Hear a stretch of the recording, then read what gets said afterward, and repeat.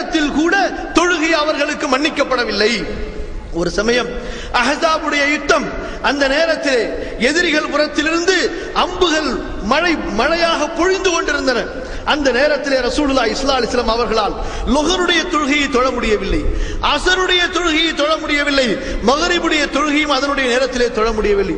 அந்த நேரத்தில் ரசூலுல்லாஹி ஸல்லல்லாஹு அலைஹி வஸல்லம் சொன்னார்கள், ஷகலூனா அனிஸ் ஸலாத்தில் உஸ்தா மல அல்லாஹு புயூதஹும் வ குபூரஹும் நாரா. இந்த காபிர்கள் தொழுகையை விட்டு நம்மை ஈடுபடுத்தி விட்டார்களே, தொழுகையிலிருந்து நம்மை அப்புறப்படுத்தி விட்டார்களே, இவர்களுடைய கபர்களை, இவர்களுடைய வீடுகளை அல்லாஹ் நெருப்பால் நிரப்புவானாக.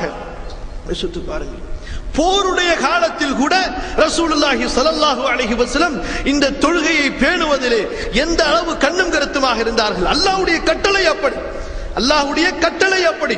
அந்த நேரத்தில் கூட நீங்கள் இந்த கடமையை மறந்துவிடக் கூடாது. காரணம் என்ன தெரியுமா அன்பிற்குரியவர்களே? அல்லாஹ் சுப்ஹானஹு வ தஆலா நமக்கு கொடுத்திருக்கக்கூடிய இந்த தீனிலே இந்த தொழுகையினுடைய தரத்தை நாம் இன்னும் சரியாக புரிந்து கொள்ளவில்லை. இந்த தொழுகைக்கு இந்த மார்க்கத்திலே என்ன தரம் இருக்கிறது இன்று தெரியும். ஷஹாதாவிற்கு உள்ள அந்த அந்தஸ்து என்ன? ஒருவர் லா இலாஹ இல்லல்லாஹ் முஹம்மது ரசூலுல்லாஹ்வை ஏற்றுக்கொள்ளவில்லை என்றால் அவர் முஸ்லிம் ஆவாரா? முஸ்லிமாக ஆக மாட்டார். ஆனால் அதே சமயத்திலே நம்முடைய இன்றைய சமுதாயத்திலே ஒருவர் தொழாமல் இருப்பார், ஆனால் அவர் அந்த சமுதாயத்திலே முஸ்லிமாக கணிக்கப்படுவார். ஒருவரிடத்திலே தொழுகை இருக்காது, ஆனால் அவர் அந்த முஸ்லிம் சமுதாயத்தினுடைய உறுப்பினராக மதிக்கப்படுகின்றார்.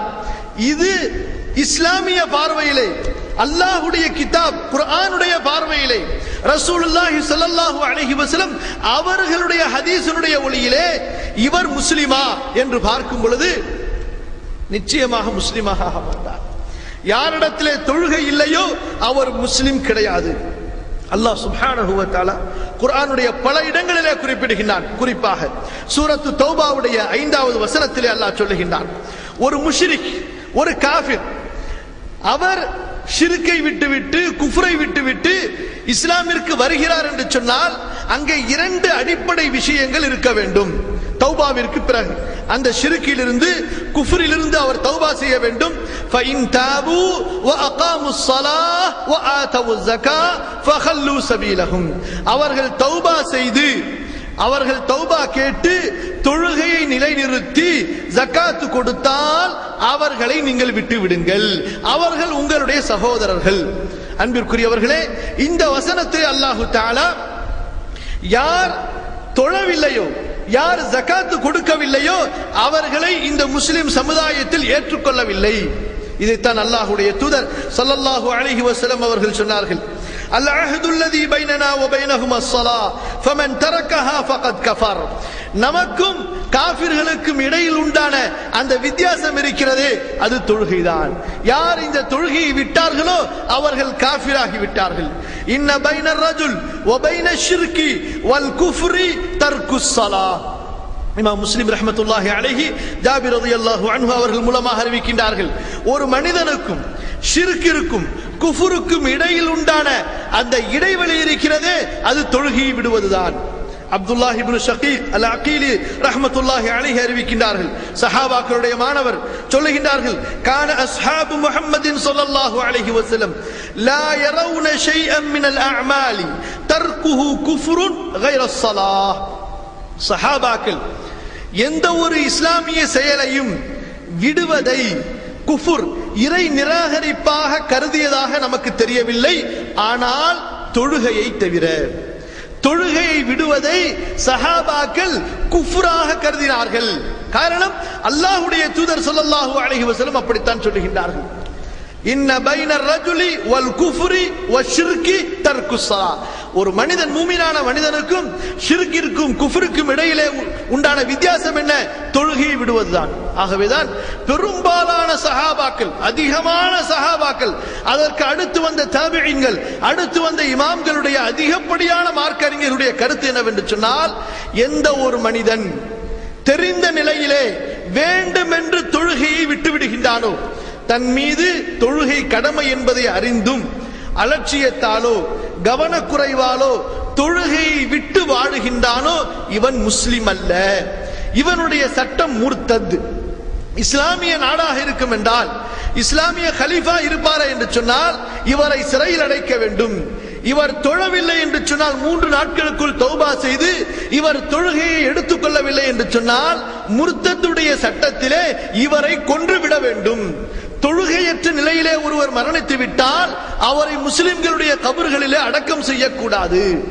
எந்த அளவிற்கு கடுமையான சட்டம் பாருங்கள். அது மட்டுமல்ல, இன்னும் மூத்த மார்க்க அறிஞர்களுடைய தீர்ப்பு என்னவென்று சொன்னால், பொதுவான இன்று இருக்கக்கூடிய இந்த நாட்டுடைய கலாச்சாரங்கள், இஸ்லாமிய ஆட்சி கிடையாது, கலீஃபாவுடைய ஆட்சி கிடையாது. அந்த நாடுகளிலே முஸ்லிம் சமுதாயத்திலே யாராவது தொழுகை இல்லாமல் வாழ்கிறார்கள் என்று சொன்னால் அவர்கள் இறந்து விட்டால் அவர்களை உங்களுடைய கபர்களிலே அடக்கம் செய்யாதீர்கள், அவர்களுக்கு உங்களுடைய பெண் பிள்ளைகளை மணமுடித்து கொடுக்காதீர்கள், அவர்களை உங்களுடைய உறவினர்களாக நீங்கள் ஆக்கிக் கொள்ளாதீர்கள். அந்த அளவிற்கு கடுமையான சட்டம் இந்த தொழுகையின் விஷயத்திலே மார்க்கத்திலே கூறப்பட்டிருக்கிறது. அன்பிற்குரியவர்களே, தொழுகையினுடைய விஷயங்களிலே பலவற்றை நாம் கவனத்திலே கொள்ள வேண்டும். ஒன்று, தொழுகையை அதனுடைய நேரத்திலே தொழுவது. யார் இந்த தொழுகையை அதனுடைய நேரத்திலே தொழாமல் பாழாக்குகின்றார்களோ அவர்களையும் அல்லாஹ் சபிக்கின்றார். அப்ப யார் தொழவே இல்லையோ அவர்களுடைய தண்டனை எவ்வளவு பயங்கரமானது என்பதை நாம் சிந்தித்து பார்க்க வேண்டும். ஃபவைலுல் லில் முஸல்லீன் அல்லதீன ஹும் அன் ஸலாத்திஹிம் சாஹூன். இன்று குர்ஆனை அறிந்த, ஹதீஸை பேசக்கூடிய, மார்க்கத்தை பேசக்கூடிய பலருடைய உள்ளத்திலே இந்த தொழுகையை பற்றி உண்டான துடிப்பு இல்லை, இந்த தொழுகையின் மீது உண்டான பற்று கிடையாது.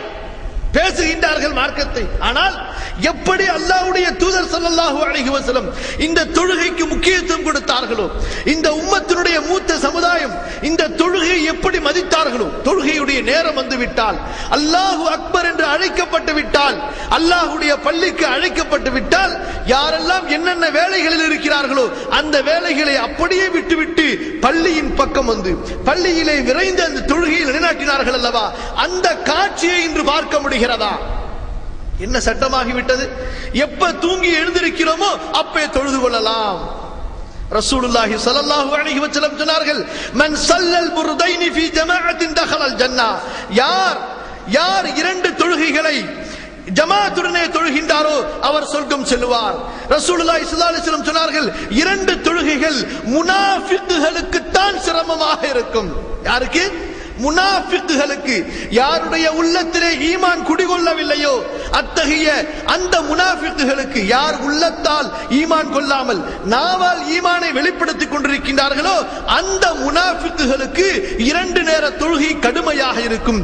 ஒன்று இஷாவுடைய தொழுகையை ஜமாத்துடனே தொழுவது, இரண்டாவது சுபுஹுடைய தொழுகையை ஜமாத்துடனே தொழுவது.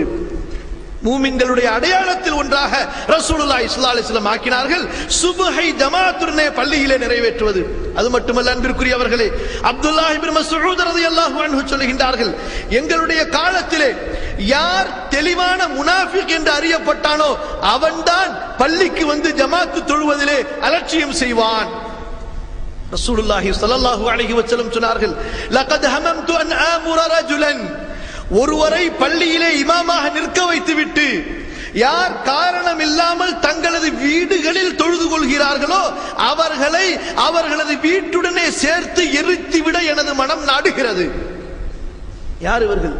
யோசித்து பாருங்கள்.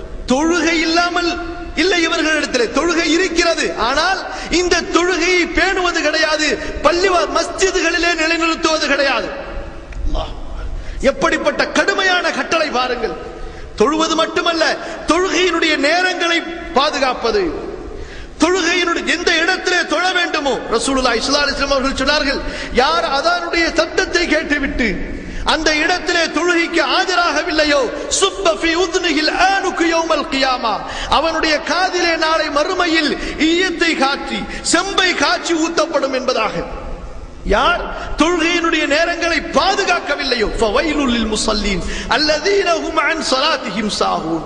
யார் தொழுகையினுடைய நேரங்களை மறந்திருக்கிறார்களோ அத்தகைய தொழுகையாளிகளுக்கு நாசம் உண்டாகட்டும். இன்று மக்கள் ஒரு சில ஹதீசுகளை எடுத்துக்கொண்டு தங்களுக்கு சாதகமாக அந்த ஹதீஸை வளைத்துக் கொண்டு தங்களுடைய மன இச்சைக்கு ஏற்ப தொழுகையை மாற்றிக்கொண்டார்கள். ரசூலுல்லாஹி ஸல்லல்லாஹு அலைஹி வஸல்லம் சொன்னார்கள், ஒருவர் தூங்கிவிட்டால் அல்லது ஒருவர் மறதியிலே தொழுகையை மறந்து